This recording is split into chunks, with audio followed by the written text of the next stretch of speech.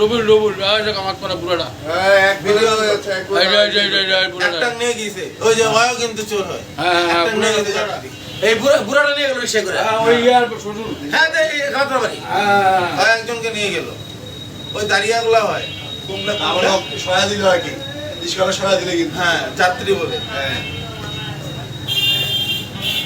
ওই যে ওই সাইকেল নিয়ে এখানে কে ওই যে একটা সাইকেল এলা